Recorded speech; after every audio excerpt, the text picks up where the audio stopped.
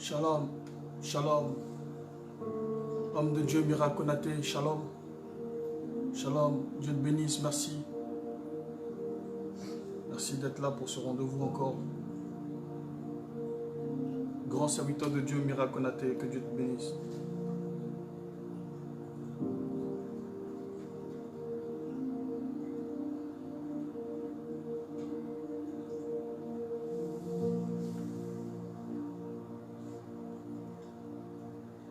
Shalom, homme de Dieu Jessica, que Dieu te bénisse. Shalom, Hermine Normand, que Dieu te bénisse. Merci d'être présente. Merci pour ta présence. Hermine Normand, que Dieu te bénisse. Arsène Ondako, que Dieu te bénisse. Merci pour votre présence, merci pour votre ponctualité. Ce soir, Dieu va nous faire du bien encore. Je suis heureux de partager ce moment, ces moments de partage avec vous. Nous dégustons la parole ensemble. Et nous savons que Dieu essaye de faire asseoir son peuple afin d'être enseigné, afin de s'armer. Que Dieu vous bénisse pour votre présence. Soyez tous bénis. Que la grâce de Dieu surabonde dans votre vie. Amen. Amen. Alléluia. Amen. Ok, je viens d'avoir un message pour une personne qui est très cher à mes yeux, qui se trouve à l'hôpital actuellement. Et c'est pour ça qu'elle n'est pas connectée. Homme de Dieu, James Fanou, que Dieu te bénisse. Famille Mbeke, que Dieu te bénisse. Chacha, que Dieu te bénisse.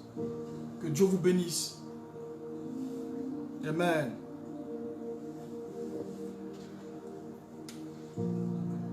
Si vous le permettez, je vais rendre grâce et je vais prier. Et je prie que tous nous puissions baisser la tête et que nous puissions recommander ce moment de partage. Parce que c'est lui seul qui connaît toutes choses, c'est lui qui inspire, c'est lui qui fait toutes choses. Car nous sommes poussière, Seigneur. Je ne suis que poussière, un bout de terre insignifiant sans ton esprit. Est-ce qu'un bout de terre peut parler? Est-ce qu'un bout de terre peut se manifester? Est-ce qu'un bout de terre peut bouger? Est-ce qu'un bout de terre, Seigneur, sans vie, peut réagir? Et je ne suis rien sans toi. J'ai besoin de ta grâce, j'ai besoin de ton esprit. J'ai besoin que tu nous accompagnes ce soir, que tu sois avec nous. J'ai besoin, Seigneur, que chaque personne, là où ils sont, soit localisée par ton esprit. Parce que je crois en ta puissance, je crois en ton autorité. Je crois, Seigneur, que tu connais chaque cœur, et tu es capable de visiter, Seigneur, chaque personne qui regardera cette vidéo. Tu es capable, Seigneur. Qui est comme toi? Nul n'est semblable à toi, Seigneur. Nul n'est comparable à toi. Et c'est pour ça, Seigneur, que tu es incontestable. Ton autorité est incontestable. Ta suprématie est incontestable, Seigneur. Je t'aime et tu le sais. Mon amour est grand pour toi, Seigneur. Je ne peux pas faire un pas de moi-même. Je veux que tu guides chaque pas. Chaque mouvement, Seigneur. Que cela soit inspiré par toi. Dans le nom de Jésus. Amen.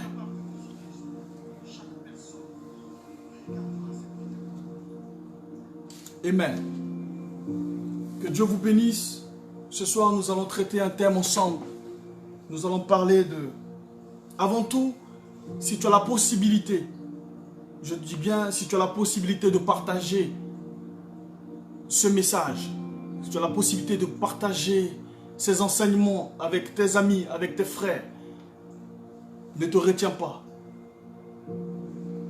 Parce que de toi, certainement, que Dieu bénira une personne. De ton partage, Dieu fera quelque chose dans la vie d'une personne. Dieu fera un exploit dans la vie d'une personne. Que Dieu te bénisse. Que Dieu vous bénisse. José Agbessi, que Dieu te bénisse. Amen. Écoutez, donc ce soir, on a une personne qui est à l'hôpital et qui attend un enfant. Et je voudrais sincèrement que nous puissions tous prier pour cette personne. Et que tu baisses la tête, s'il te plaît. Et tu pries pour cette personne. Tu demandes à ce que le Seigneur soit au contrôle. Un contrôle total.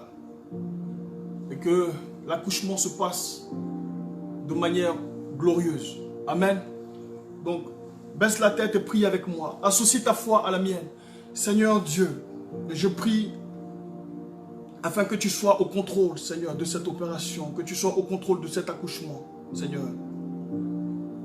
Et que tu lui accordes cette grâce que les femmes hébreues avaient. Cette grâce, Seigneur, d'accoucher avant même que les médecins n'arrivent. Avant même que le monde ne se rende compte qu'elle accouche avec facilité. Dans le nom puissant de Jésus. Que ta grâce la recouvre. Que ton ombre, Seigneur, la recouvre. Et que ta protection soit sur elle. Une protection divine. Dans le nom puissant de Jésus. Amen. Amen. Amen. Amen. Shalom, homme de Dieu. Nikez. Shalom, Nikikom. Que Dieu te bénisse pour ta présence, homme frère. Shalom, évangéliste de Robabel, que Dieu vous bénisse. Shalom, Sylvie de Montreux, que Dieu te bénisse. Isaac Tapé, que Dieu te bénisse. Homme frère, que Dieu te bénisse. Très content de te voir, très content de te voir ici. Merci pour ta présence, mon frère, merci pour ta présence. Que Dieu vous bénisse. Ce soir, nous allons partager un moment ensemble. Nous allons déguster la parole de Dieu ensemble. Amen. Alors, si tu es chez toi, assieds-toi bien. Si tu es chez toi, assieds-toi bien. Si tu es devant ta caméra, assieds-toi bien. Nous allons partager la parole de Dieu ensemble. C'est un moment de partage, un moment de gloire. Et je suis convaincu que Dieu te fera du bien. Amen. Amen. Ce soir, le thème, c'est entre montagne et vallée. Amen. Entre montagne et vallée. Alléluia. Quelque chose va se passer, certainement dans ta vie. Toi qui te poses des questions, ma vie ne ressemble à rien. Je suis chrétien, mais même ce nom de chrétien n'agit pas sur ma vie. Amen. Et ce soir, je voudrais partager ce thème avec toi. Suis-moi bien, s'il te plaît. Écoute, la vie est remplie de hauts et de bas. La vie est comme un battement de cœur. Il y a des hauts et des bas. Est-ce que tu comprends cela? Et quand tu es fatigué, quand tu es épuisé, tu as l'impression que tu as tout vu. Tu as l'impression que les choses se ressemblent, que ta vie chrétienne se ressemble. Et que tout autour de toi, tu n'es pas compris. Que tout autour de toi, tu es comme moqué. Amen.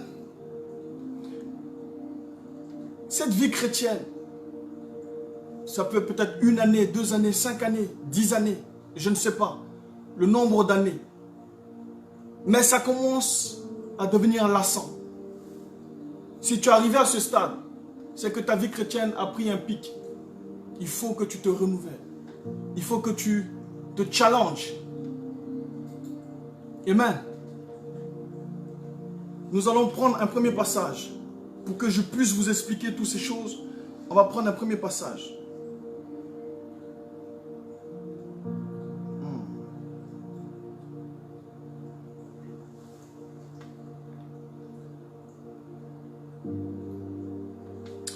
Alors c'est Genèse 17, verset 1. Je lis la parole de Dieu. Genèse 17, verset 1. Je lis la parole de Dieu. Genèse 17, verset 1. Lorsque Abraham fut âgé de 99 ans, l'Éternel apparut à Abraham et lui dit, « Je suis le Dieu Tout-Puissant, marche devant ma face et sois intègre. » Amen. Écoutez, la vie chrétienne est une marche. Et la première personne qui a marché s'appelle Abraham. Dieu l'a ordonné de marcher devant sa face et d'être intègre. 2 mots. Marche devant ma face et sois intègre. Alléluia. Je ne sais pas ce que le Seigneur t'a dit, toi. Je ne sais pas ce qui te concerne. Quelle est la relation avec Dieu? Je ne sais pas. Je ne connais pas ta relation avec Dieu. Je ne sais pas comment tu es venu à Christ. Est-ce que tu es venu de toi-même? Est-ce que quelqu'un t'a emmené à Christ? Est-ce que c'est par rapport à une personne, un ami, que tu es venu à Christ? Je ne sais pas. Mais chaque personne a une relation, une intimité avec Christ. Comment tu es venu à Christ? Écoutez, le Seigneur va dire à Abraham, de manière audible, marche devant ma face et sois intègre. Écoute-moi. Il y a des chrétiens, si tu vois un chrétien adorer Dieu, alors tu connaîtras le moment dans lequel il est. Si tu vois un chrétien glorifier Dieu, tu verras que son état spirituel est bon actuellement. Si je te vois adorer Dieu, je peux reconnaître que ce monsieur, actuellement, les choses se passent bien dans sa vie. Vous voyez, la plupart des gens, c'est comme ça. Quand ils adorent Dieu, ils vont avoir des phrases mielleuses. Ah, je connais des gens, quand ils vont avoir certaines phrases, tu vas dire, mais ces phrases, ça sort d'où? Tu vas te dire que, mais c'est des... Ah, son adoration est bonne. Non, non, non. C'est parce que actuellement, tout se passe bien dans sa vie.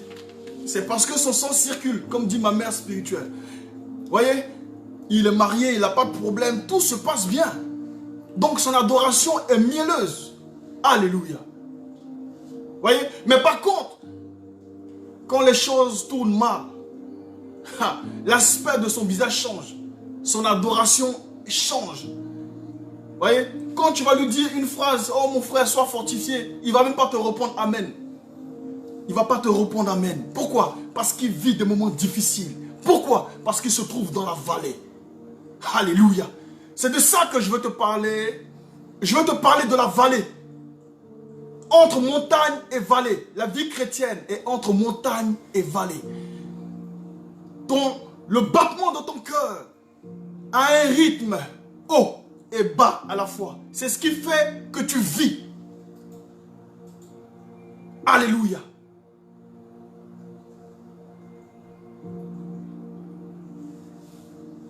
Et je dis que la fatigue, si tu es fatigué,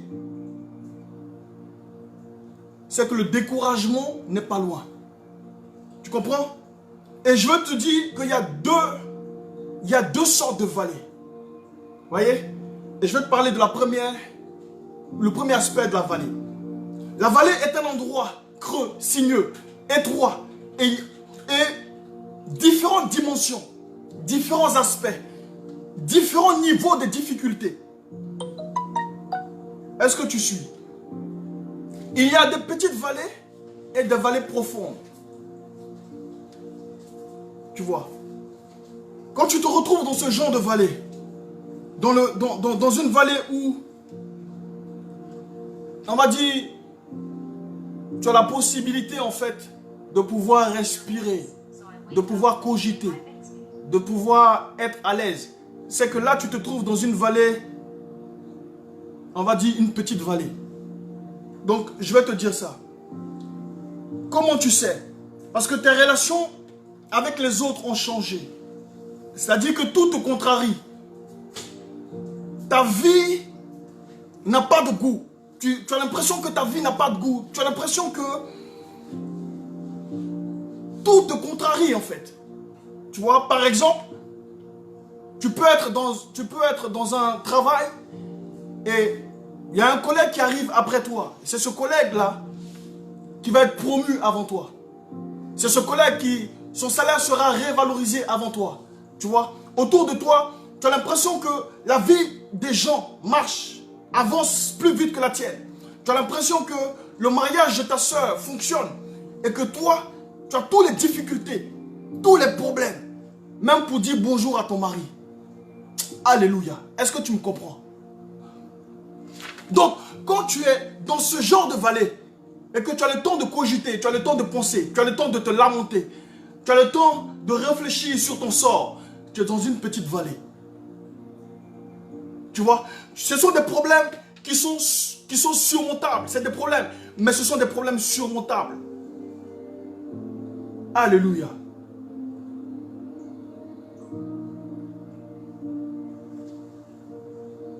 Amen. Est-ce que vous me suivez? Est-ce que je peux avoir des réactions, des cœurs, s'il vous plaît, sur l'écran, afin que je sache que vous participez, parce que je vous dis que chaque enseignement ici que je vais apporter, et c'est une de mes particularités, c'est-à-dire que moi, je veux la praticité dans ce que je prêche. Il faut que cela te serve, afin que ta vie soit changée, transformée. Parce que nous vivons le royaume des cieux sur terre. Alléluia. La gloire de Dieu n'est pas seulement au ciel, mais elle est pour les fils. Elle est pour ses fils et ses filles. Amen. La souffrance ici sur terre, c'est vrai, la réalité et la vérité est différente. La vérité, c'est que Jésus-Christ de Nazareth est mort pour toi à la croix de Golgotha. La vérité, c'est qu'il t'a donné le pouvoir de marcher sur les serpents et les scorpions. La vérité est qu'il t'a donné le pouvoir pour que tu puisses avoir le contrôle sur tout ce qui se passe ici sur terre. La vérité, c'est qu'il s'est rendu pauvre pour que toi, tu sois riche. Amen. Est-ce que tu comprends?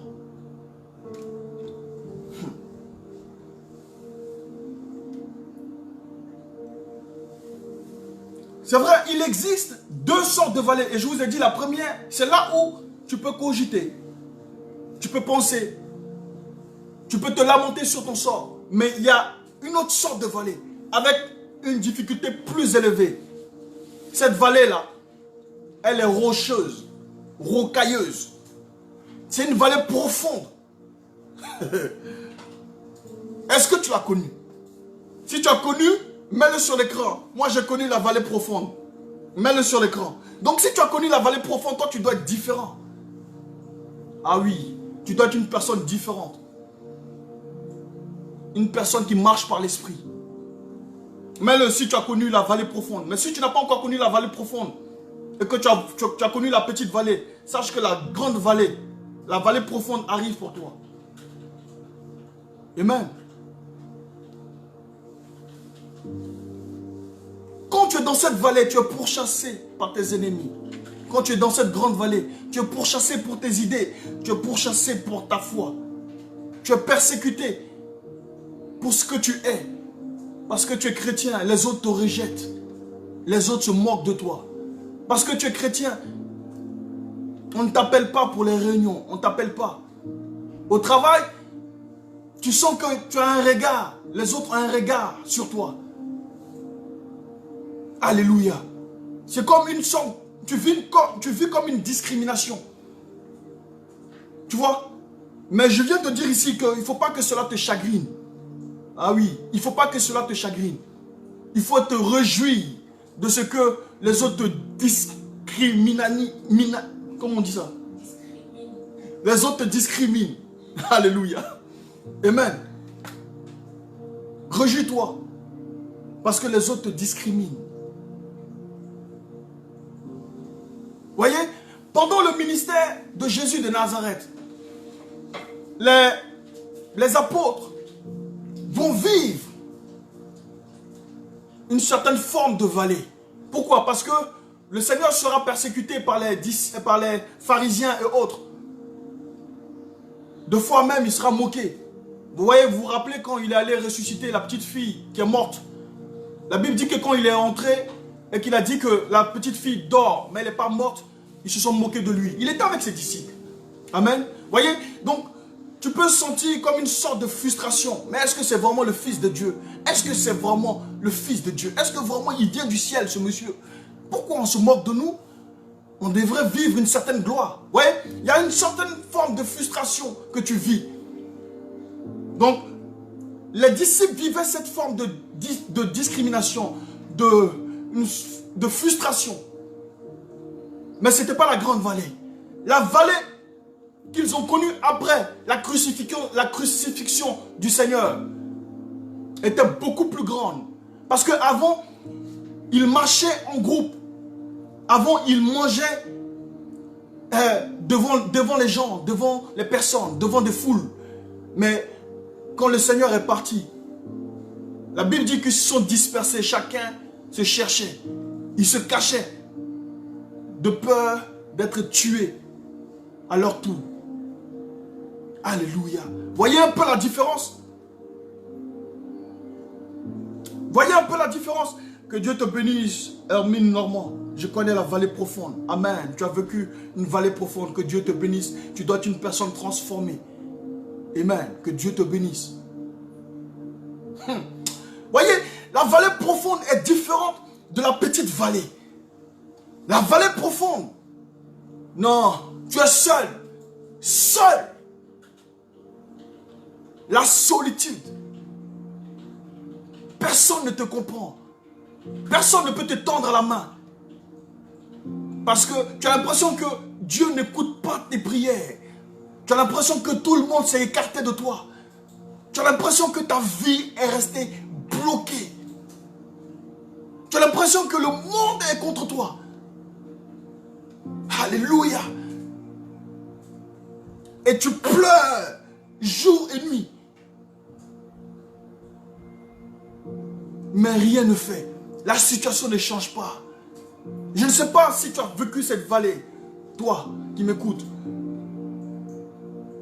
Mais celui qui l'a traversé avec toi, il s'appelle Jésus-Christ de Nazareth. Sache-le, il te regardait. Pourquoi tu devais traverser cette vallée seul? Job a connu cette vallée profonde. Toute sa famille décimée. Il a traversé cette vallée seul. Mais il a été récompensé au-delà de ses expériences. Alléluia. Voyez, Job a été gradé spirituellement. Il a été gradé spirituellement. Mais à la base, c'est venu d'un défi de l'ennemi. En disant que lui, il ne pourra pas tenir. Est-ce que quelqu'un a lancé un défi sur toi? Est-ce qu'une personne a lancé un défi sur toi spirituellement, disant que tu vas toujours échouer dans la vie, disant que tu ne seras jamais rien, disant que tu ne pourras jamais te marier, disant que tu ne seras jamais heureuse. Beaucoup de gens lancent des paroles néfastes sur ta vie, mais tu ne le sais pas. Mais ton atmosphère est brouillée, ton atmosphère est encombrée de paroles néfastes. Une personne a-t-il lancé un défi sur toi? Ah. Le Seigneur va laisser faire. Pourquoi? Parce qu'il veut que tu sois gradé spirituellement. Quand tu sortiras de cette grande vallée, ta vie ne sera plus jamais la même. Quand tu sortiras de cette vallée, ta vie ne sera plus jamais la même. Les gens viendront boire à ta source. Tu ne seras plus simplement une bénédiction, mais tu seras une source de bénédiction pour les autres. Alléluia. Oui. Oui. On peut dire que tu n'es rien. On peut dire que tu es vide. On peut dire que tu ne représentes rien. On n'a pas besoin de toi. Oui, on n'a pas besoin de toi. Mais garde tes regards sur le Seigneur. Parce que quelque chose de grand se prépare pour toi. La vallée, c'est pour un temps. La vallée rocailleuse, c'est pour un temps. Là où tu es seul, là où la solitude frappe, c'est pour un temps. Là où la sécheresse frappe, c'est pour un temps. Amen. Alléluia. Écoute-moi, c'est dans cette vallée que tu apprends à connaître Dieu. C'est dans cette vallée que tu apprends la résistance. C'est dans cette vallée que tu apprends la profondeur de Dieu. C'est dans cette vallée que tu acquiers la foi. C'est dans cette vallée que tu acquiers la persévérance. Tu vois, quand les autres adorent Dieu, toi tu adores Dieu d'une manière différente parce que tu as connu la grande vallée. Il y a d'autres qui peuvent adorer Dieu avec des pleurs. Mais il est profond. La Bible dit que Anne, quand elle a apporté son problème devant le Seigneur au temple, sa bouche ne s'ouvrait pas. Mais ce qui sortait, ce qui était dans son cœur était profond. Et Dieu a entendu. C'était sincère et profond. Pourquoi? Parce qu'elle traversait une vallée profonde. Ce ne sont pas le fait que tu adores Dieu comme tout le monde. C'est de la religion. Je te le déconseille. Mais adore Dieu de manière sincère. Avec ce que tu traverses, avec ce que tu vis. Dieu entend tes prières. Alléluia.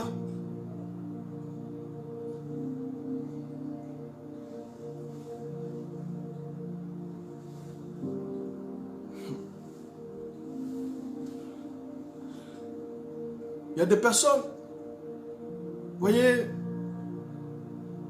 je vous disais la dernière fois que quand tu vois un chrétien et qui a deux personnalités, c'est-à-dire il a deux vies, il a deux façons de faire, deux façons d'agir. C'est-à-dire quand il parle, quand il est à l'église et quand il parle, ou bien quand il parle avec un frère chrétien, tu dis qu'il est un chrétien. Mais quand il se retrouve dans une position différente, tu vas voir un autre langage sorti de sa bouche. Lui, c'est parce qu'il n'a pas connu la grande vallée. Vous voyez, quand tu es dans la grande vallée, quand tu as traversé la grande vallée, tu as une crainte de Dieu exceptionnelle. Une crainte de Dieu exceptionnelle. La vallée profonde n'est pas mauvaise. Elle n'est pas mauvaise. Alléluia. Shalom.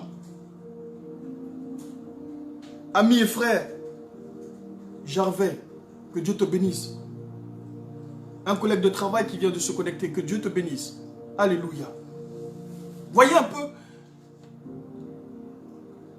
un chrétien qui a deux façons de parler. Est-ce que tu as déjà vu ça, tu as déjà vécu ça? Moi, je le vis, je l'ai vécu plusieurs fois. Et tu te demandes, mais est-ce que ce gars est vraiment chrétien? Mais est-ce que cette fille, elle est vraiment chrétienne?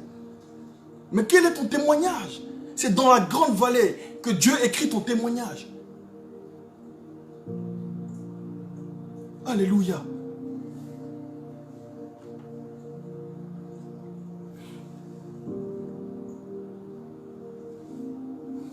Voyez, je vais expliquer ici quelque chose. Quand tu es dans la petite vallée, Élie par exemple, Élie était dans une petite vallée. Pourquoi? Parce que il va, à un moment donné, dans le désert, il va se retrouver seul. Et il va demander au Seigneur, Seigneur, prends ma vie. Parce qu'il reste que moi seul comme prophète. Je veux partir. Enlève-moi. Amen. Voyez, quand tu es dans la petite vallée, tu as le temps de cogiter. Tu as le temps de penser même au suicide. Tu as le temps d'être découragé. Tu as le temps de penser toutes choses. Mais quand il va se retrouver face à Jézabel, parce que Jézabel va avoir écho comme quoi il a tué le prophète de Baal. Et alors, Jézabel va chercher à le tuer. Qu'est-ce qui va se passer? Jézabel va le pourchasser. Et qu'est-ce qui va se passer? Il va fuir. Là, tu n'as pas le temps de cogiter. Tu n'as pas le temps de penser. Est-ce que vous voyez un peu la différence?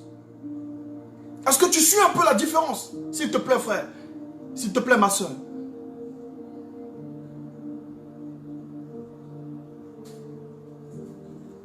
Est-ce que tu suis la différence? Est-ce que tu... Mets-moi, il y a deux différences. Petite vallée et grande vallée. Mets-moi sur l'écran. Que je voie et que tu suis, s'il te plaît.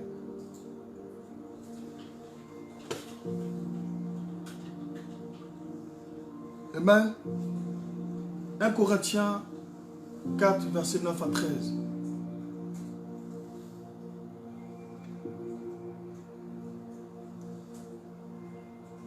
Maintenant, je vais parler de la montagne. Je lis la parole de Dieu. 1 Corinthiens 4, versets 9 à 13. Oui. Car Dieu, ce me semble, a fait de nous apôtres les derniers des hommes, des condamnés à mort en quelque sorte, puisque nous avons été en spectacle au monde, aux anges et aux hommes. Nous sommes fous à cause de Christ, mais vous, vous êtes sages en Christ. Nous sommes faibles, mais vous êtes forts. Vous êtes honorés et nous sommes méprisés. Jusqu'à cette heure, nous souffrons la faim, la soif, la nudité. Nous sommes maltraités, errants ça et là. Nous nous fatiguons à travailler de nos propres mains. Amen. Injuriés, nous bénissons. Persécutés, nous supportons. Calomniés, nous parlons avec bonté. Nous sommes devenus comme les balayures du monde, le rebut de tous jusqu'à maintenant. Alléluia.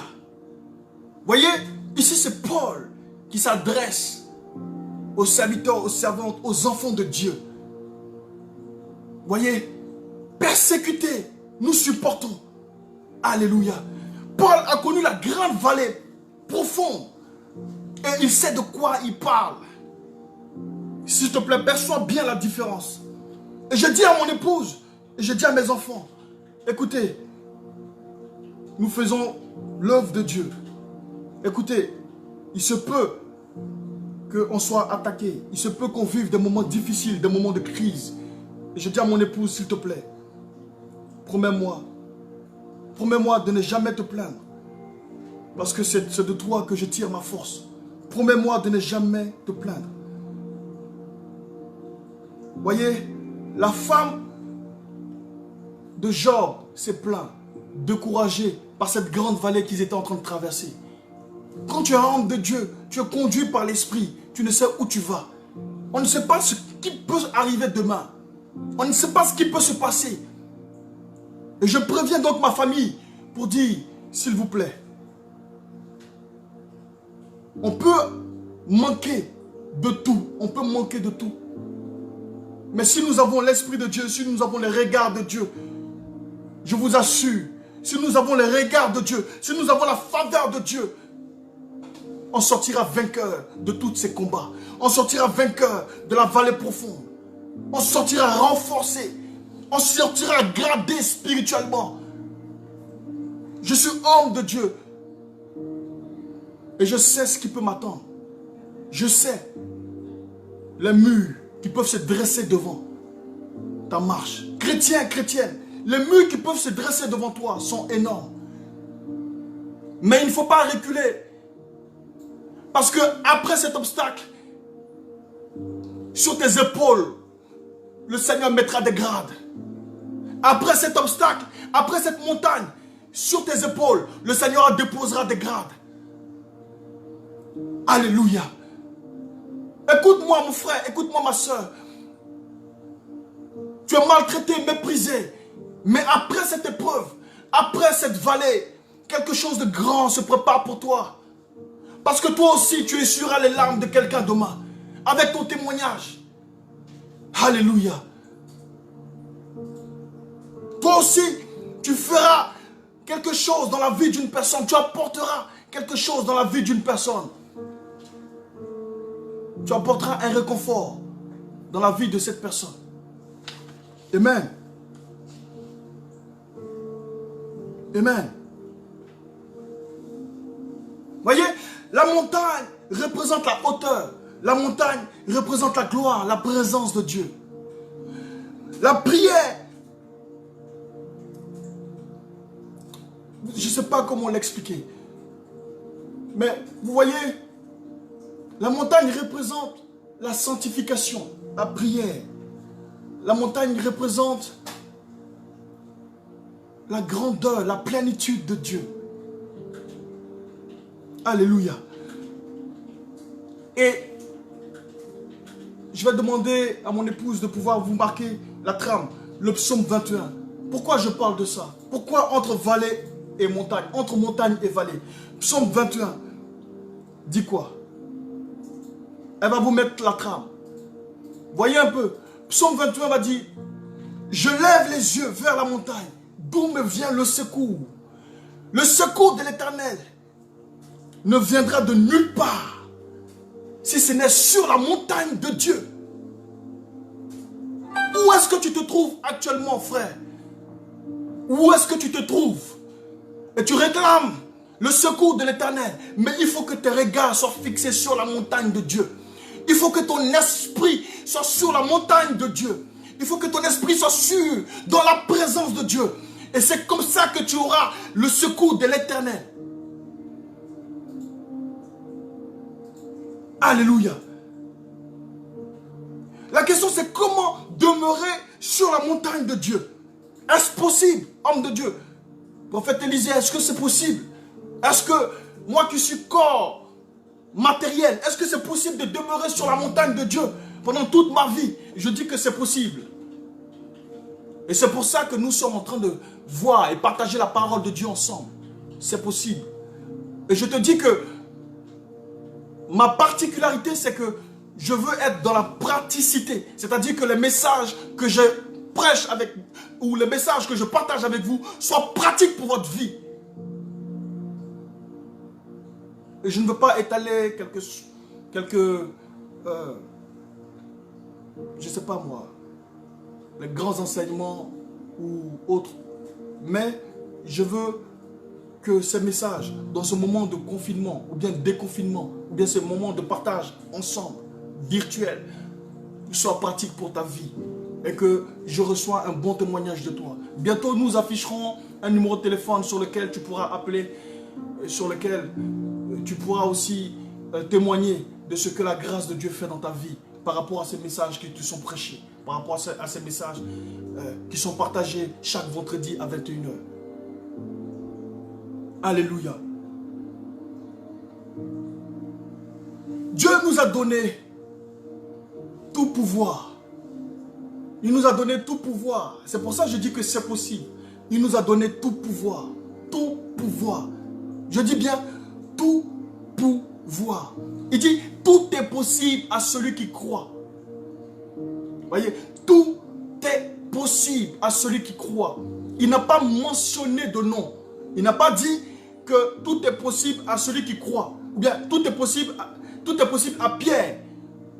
Si tu crois. Il n'a pas dit tout est possible au serviteur de Dieu, Miracle Konaté. Non, il a dit tout est possible à celui qui croit. Approprie-toi cette parole. Approprie-toi cette parole.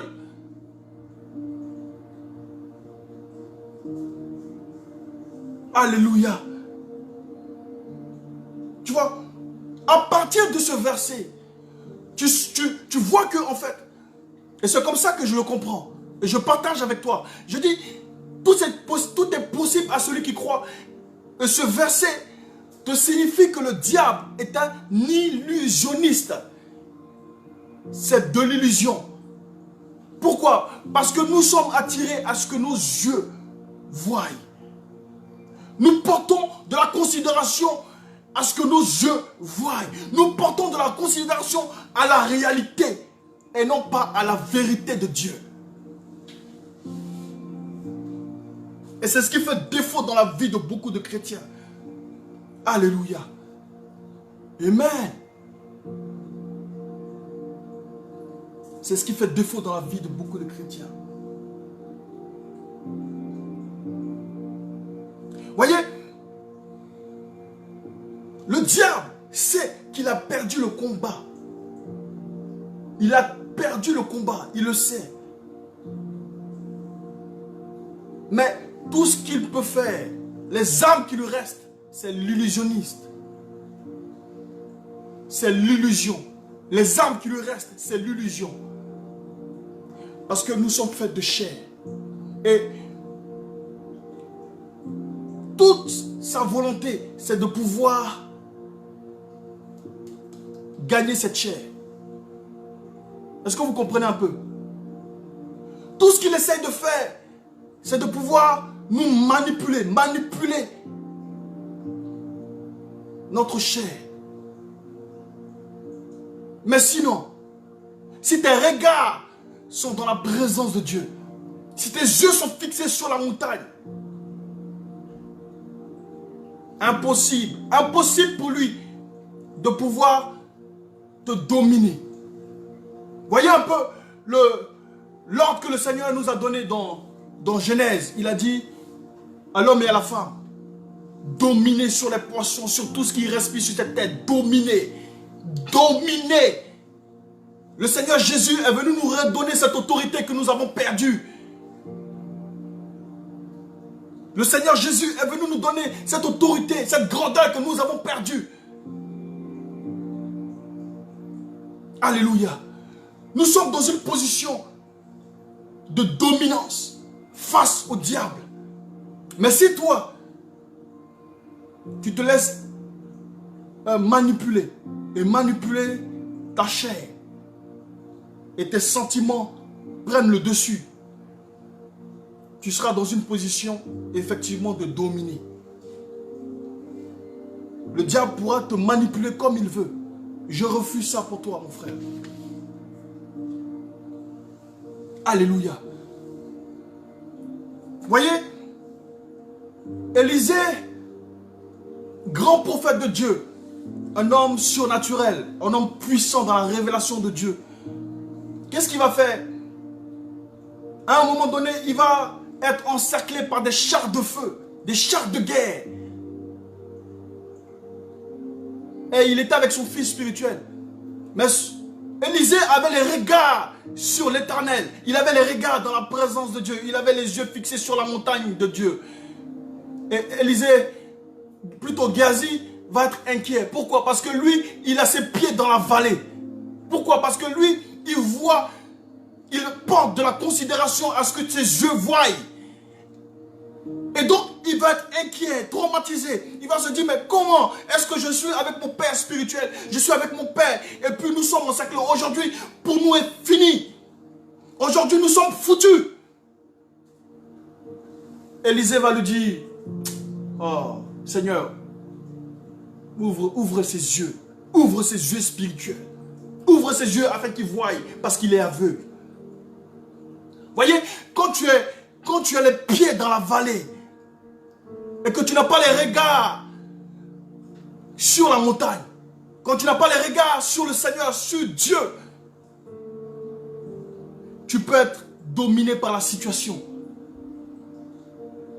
Et donc, le Seigneur va ouvrir les yeux de Géasi et il va voir. Et Élisée va lui dire, tu vois, ceux qui sont avec nous sont plus nombreux que ceux qui sont contre nous. Vous comprenez un peu? Le problème, c'est que l'ennemi, sachant que nous avons gagné le combat spirituel par le Seigneur Jésus de Nazareth, il va transposer tout combat, il va transposer tout défi dans le monde physique. Parce que toi, il sait que tu portes de la considération à ce que tu vois. Il sait que tu t'attardes sur ce que tu vois, mais c'est de l'illusion. C'est ce que je suis venu te dire. En fait, le mur qui est devant toi n'est pas un mur, c'est un faux mur. Ouais, l'obstacle qui est devant toi n'est pas un obstacle, c'est un faux obstacle.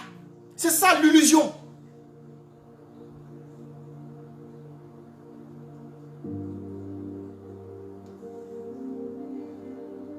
Mets-le sur l'écran, s'il te plaît.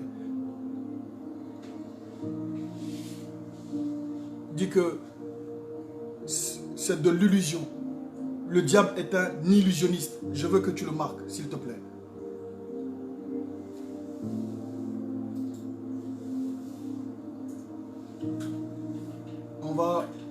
Et après on va lire le psaume 91, verset 12.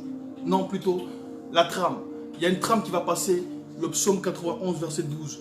Parce que 1 heure, pour vraiment apporter un enseignement, je trouve que c'est court, mais nous devons faire 1 heure parce que après nous sommes très vite détachés. Notre esprit se détache très vite des enseignements. Et moi, je veux que tu retiennes et que tu puisses l'utiliser dans ta vie de tous les jours. Est-ce que tu comprends? Alléluia. Donc, psaume 91, verset 12 dit, ils porteront sur les mains de peur que ton... Ils te porteront sur les mains de peur que ton pied ne heurte contre la pierre. Voyez, il n'a pas dit de peur que ta main heurte quelque chose, mais il dit tes pieds. Parce qu'il sait que tes pieds, même si tes pieds sont dans la vallée, le Seigneur te porte sur les mains. Le Seigneur te porte. Ah, est-ce que tu me comprends, s'il te plaît? Est-ce que tu comprends ça, s'il te plaît? Si tes pieds, il a dit, de peur que tes pieds ne heurtent une pierre. Ce n'est pas la main ni la tête. Il n'a pas parlé de la tête ni la main, mais il a parlé des pieds. Parce que ce sont les pieds qui peuvent heurter une pierre. Et je parlais de la vallée rocailleuse. C'est dans la vallée que se trouvent les pierres, que se trouvent les rochers. Quelle que soit la profondeur de la vallée dans laquelle tu es, garde les regards sur l'Éternel, parce qu'il est capable de te porter sur les mains. Alléluia. Alléluia. Voyez, le problème des chrétiens, c'est un jour, je suis sur la montagne. Un jour, je suis dans la vallée. Un autre jour, 2 jours après, je me retrouve encore sur la montagne. Un autre jour, je suis dans la vallée. Voyez, notre vie est rythmée comme ça. Mais tu ne peux pas avoir de percée spirituelle. Tu ne peux pas avoir de grade. Non, tu ne peux pas gagner de grade comme ça. Tu ne peux pas avoir ou obtenir... tu ne peux pas obtenir de grade de cette manière-là. Voyez? Non, tu dois garder. Tu dois te garder d'être sur la montagne. Forcer ton esprit à être sur la montagne de Dieu. Quel que soit ce qui va se passer. Ah oui. Préviens tout le monde dans ta famille. Quel que soit ce qui va se passer. Non. Gardons les regards sur Dieu. Alléluia.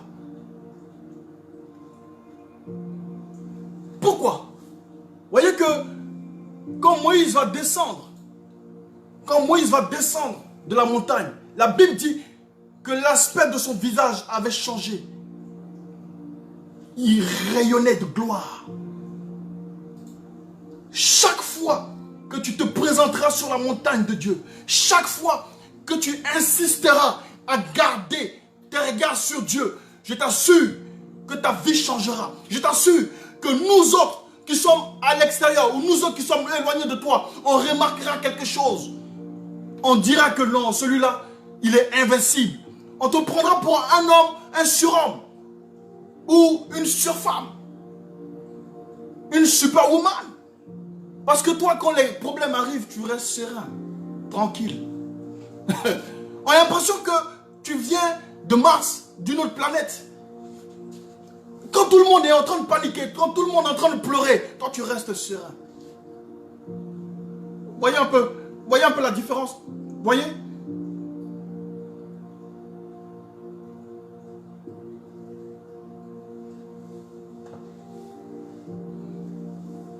Peu importe que je sois dans la vallée ou pas, l'important c'est de garder mon esprit dans la présence de Dieu.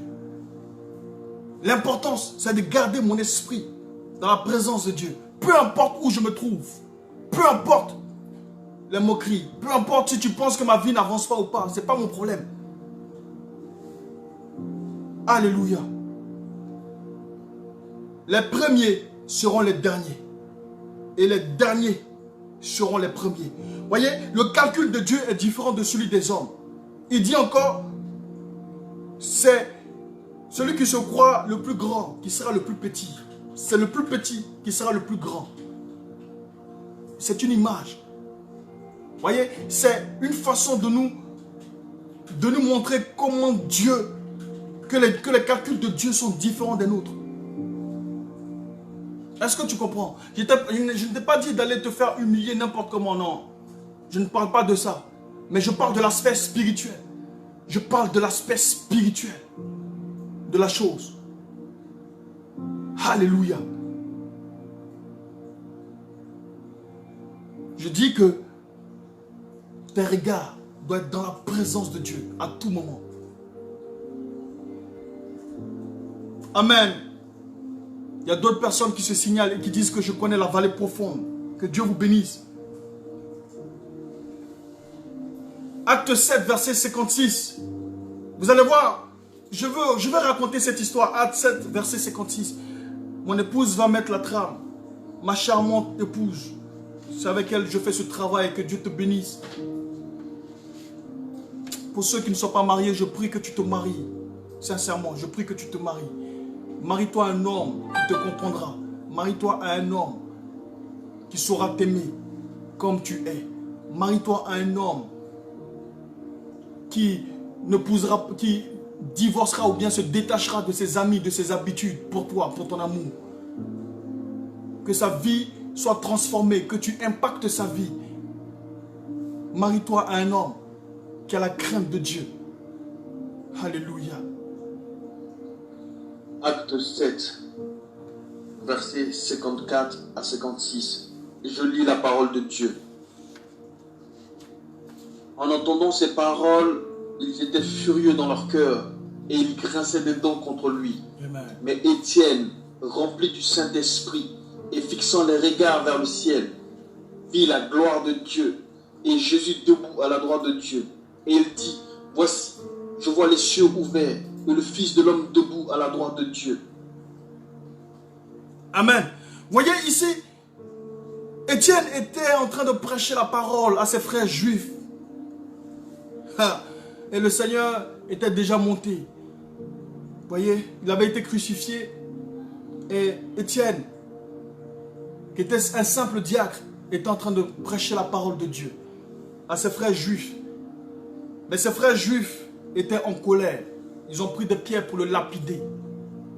Mais la Bible signifie ici que il avait les regards dans le ciel.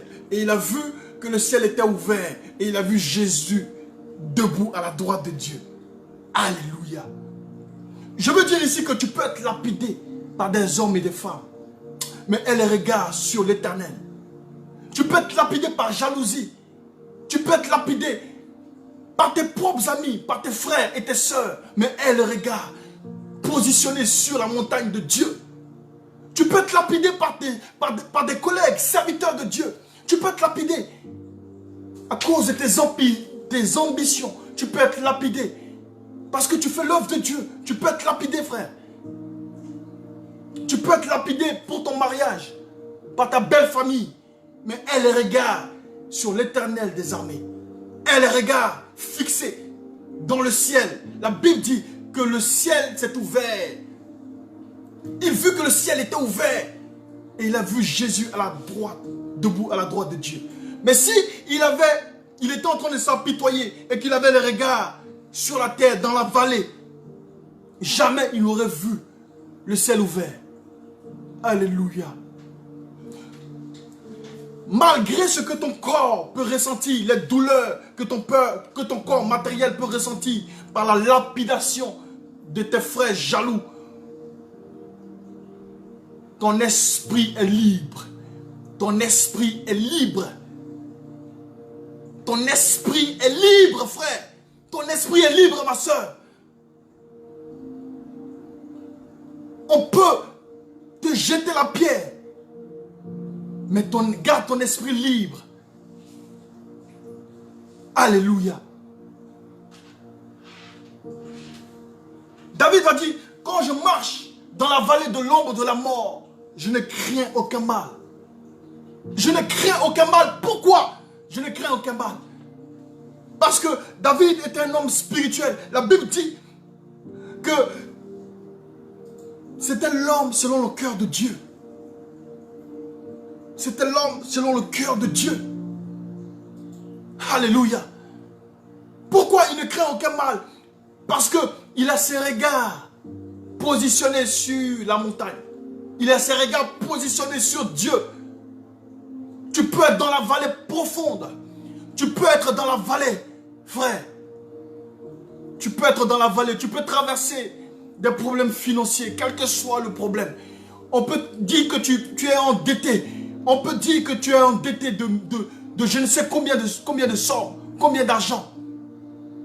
Mais que tes regards soient positionnés sur Dieu. Et le secours vient de l'Éternel. La Bible dit que je lève mes yeux vers la montagne, d'où me vient le secours. Et le secours me vient de l'Éternel, qui a créé les cieux et la terre. Le secours ne peut pas venir de quelqu'un d'autre, d'un homme, d'une femme, d'un corps matériel comme toi. N'espère rien de quelqu'un. N'espère rien de ce monde.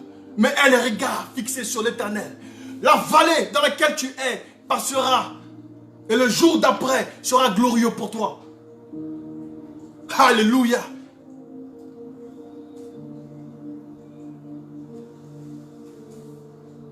Amen. Entre la présence de Dieu et les réalités du quotidien, entre la compassion de Dieu et la dureté des hommes, entre la montagne et la vallée, entre les critiques et l'amour de Dieu, entre la persécution et le soutien de Dieu, tu choisis quoi, mon frère? Nous vivons dans deux mondes, comprends-le. Mets-le en commentaire, mets-le en commentaire. Je veux que tu comprennes ça. Nous vivons dans deux mondes. Un monde physique et un monde spirituel. Écoutez, j'ai écouté, il n'y a pas si longtemps, une psychologue qui était en train de... Elle était en train de répondre à une question qui lui avait été posée par le journaliste sur les rêves. Mais d'où viennent les rêves? Pourquoi d'autres rêvent et pourquoi d'autres ne rêvent pas? J'ai coupé tout autour de moi. Je me suis, comment dire, concentré sur ce qu'elle allait dire. Voyez? Mais pauvre païenne, tu ne sais pas de quoi tu parles. Elle disait que non, écoutez, c'est inexplicable, on ne sait pas d'où ça vient. Pourquoi est-ce que, on rêve parce que on rêve ce qu'on vit. Donc il y a des rêves qui nous viennent comme ça. Bon, franchement, c'est inexplicable. On ne sait pas pourquoi d'autres rêvent et d'autres ne rêvent pas. On ne sait pas pourquoi d'autres s'en souviennent et d'autres ne s'en souviennent pas. D'autres retiennent des rêves et d'autres pas. Écoute-moi bien. On vit entre deux mondes. Un monde spirituel et un monde physique. Si tu as les regards sur la montagne, si tu as les regards dans la présence de Dieu, si ton esprit demeure dans la présence de Dieu, tu auras la domination dans le monde spirituel. Et tout ce qui est physique ne va pas te concerner. Tout ce qui est physique, tu ne t'attarderas pas sur tout ce qui est physique. Alléluia. Il est 22 heures. Amen. Il est 22 heures. Je suis en retard. Veuillez m'excuser s'il vous plaît. J'ai fini. Comment demeurer sur la montagne de Dieu. Maintenant, je donne donc l'explication. Comment demeurer sur la montagne de Dieu? Toi qui te poses la question, comment est-ce que je peux demeurer sur la montagne de Dieu? Je te réponds. Chacun a une relation différente avec le Seigneur. Tu dois savoir ce qui stimule ton esprit. Voyez par exemple moi, ce qui stimule mon esprit, c'est le jeûne et la prière.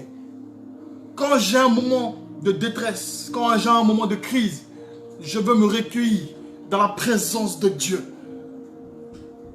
pour sortir plus fort, pour sortir renforcé. Voyez, et ça me maintient dans la présence de Dieu. Je sais que quand je suis, quand ma chair commence à me faire défaut, c'est que je ne prie pas assez ou bien je ne jeûne pas assez. Et j'ai besoin du jeûne. C'est comme un moteur pour moi. C'est comme quelque chose de vital pour moi. Du jeûne et de la prière. Moi, c'est ce qui stimule mon esprit. Voyez, pour d'autres, c'est l'adoration. Mon épouse, par exemple, ma charmante et belle épouse, elle, c'est l'adoration, la louange. Voyez, deux fois, elle peut être dans le salon. Et puis, elle va commencer à mettre l'adoration à fond. Et elle va commencer toute seule à adorer Dieu. Voyez un peu. Toi, qu'est-ce qui te stimule? Qu'est-ce qui stimule ton esprit?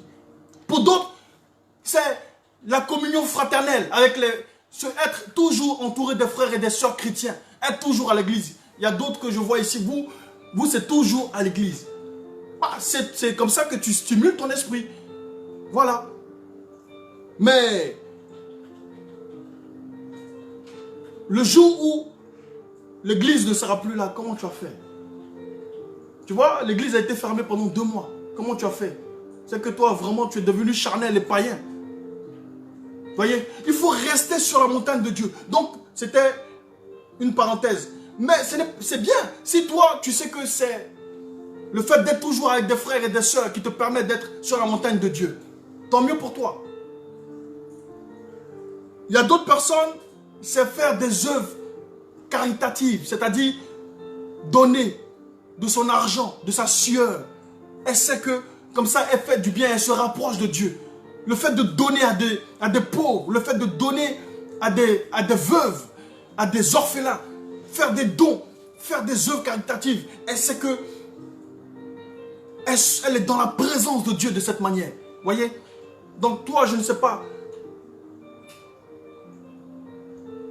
ce qui te stimule ton esprit. Et qu'est-ce qui fait que tu te sens bien dans ton âme, dans ton esprit? Est-ce que c'est l'adoration? Est-ce que c'est la louange? Vous voyez, David, c'était un gars qui louait Dieu. Il se sentait bien dans la présence de Dieu. Vous voyez, il se sentait sur la montagne de Dieu de cette manière. Toi, de quelle manière tu stimules ton esprit? Je veux que tu mettes sur l'écran pour que je puisse voir comment tu stimules ton esprit. Qu'est-ce qui te fait demeurer dans la présence de Dieu? Mets-le sur l'écran, s'il te plaît. Est-ce que c'est l'adoration? Est-ce que c'est la louange? Est-ce que c'est la prière et le jeûne? Est-ce que ce sont les dons? Est-ce que c'est autre chose? C'est la communion fraternelle.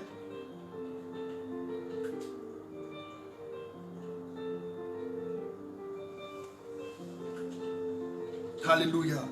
Je suis en train de voir, oui, je suis en train de voir ce que vous êtes en train de marquer. Que Dieu voit ce que tu es en train de marquer et que Dieu amplifie cela dans ton atmosphère.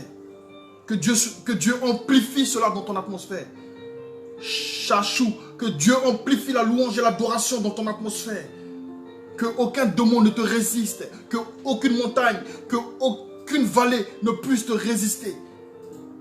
Armim Noman, c'est par l'adoration que Dieu amplifie cela dans ton atmosphère. Alléluia. Que Dieu t'accorde cela. Et que tu sois gradé spirituellement. Que ta génération ne te reconnaisse plus. À partir de l'adoration que tu fais à Dieu. Que ce soit comme un parfum de bonne odeur. À chaque fois que tu adores Dieu. Que cela monte devant le trône de Dieu. Devant le siège de Dieu. Et que tu sois exaucé. Lydie Blabo, le jeûne et la prière, c'est ça? Que Dieu te bénisse. Que Dieu te bénisse, que Dieu remplisse ton atmosphère. Que Dieu t'accorde la victoire sur tes ennemis. Que Dieu t'accorde la victoire sur tes ennemis, Lydie Blabo.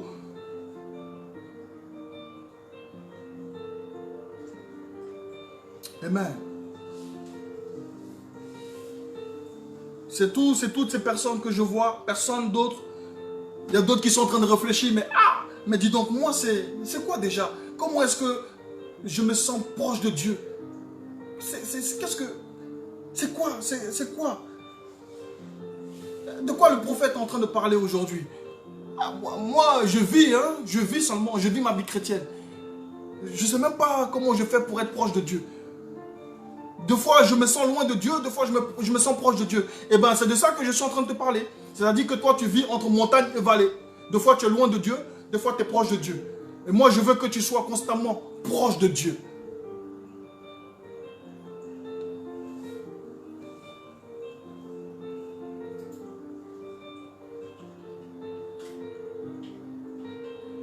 Alléluia.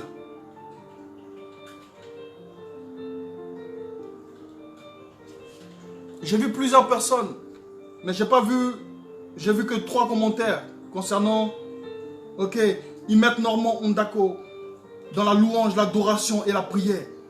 Que Dieu amplifie cela dans ton atmosphère. Alléluia.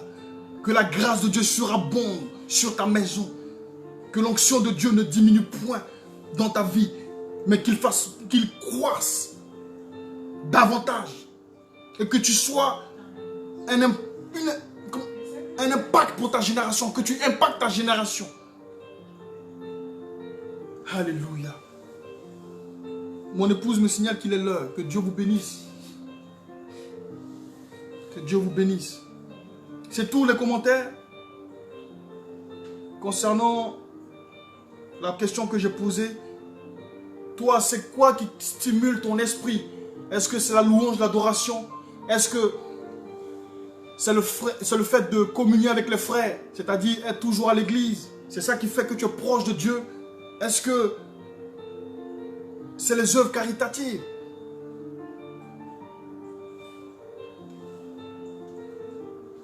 Alléluia. Mon mariage est pour moi, mais ce n'est pas mon mariage qui fait que je suis proche de Dieu. J'aime mon épouse, mais j'aime Dieu plus que mon épouse. Alléluia. Il faut que ce soit bien clair. Mon mariage ne fait pas de... C'est pas à cause de mon mariage que je suis proche de Dieu. Non. J'ai une relation particulière avec le Seigneur. Mon épouse a une relation particulière avec le Seigneur. Et tous les deux, on se met ensemble et on prie. Vous voyez? Ça fait une force. Mais ici, ce que je demande, c'est qu'est-ce qui stimule ton esprit? Qu'est-ce qui fait que tu es proche de Dieu? Tu te sens proche de Dieu. Moi, j'ai déjà entendu des témoignages où on dit, des fois, j'ai l'impression que le Seigneur vraiment est loin de moi.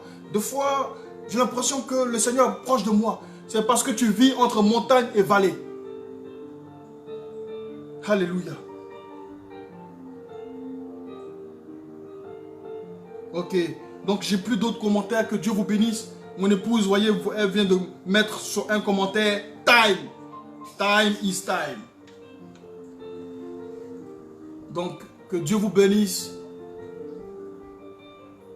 Je vais prier pour la fin. Je remercie tous ceux qui se sont connectés. Que Dieu vous bénisse. Allons de manière crescendo. Ça fait 1 mois que nous sommes sur le réseau social Facebook. Allons de manière crescendo.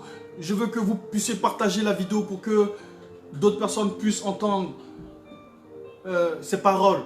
Et que nous puissions être nombreux à pouvoir partager la parole ensemble. Amen. Que Dieu vous bénisse. Seigneur, merci pour ta grâce. Je bénis ton Saint-Nom, Seigneur, pour tout ce que tu as fait. Toutes ces personnes qui sont connectées, je prie, Éternel Dieu de gloire, que ta main soit étendue sur leur vie, dans le nom puissant de Jésus.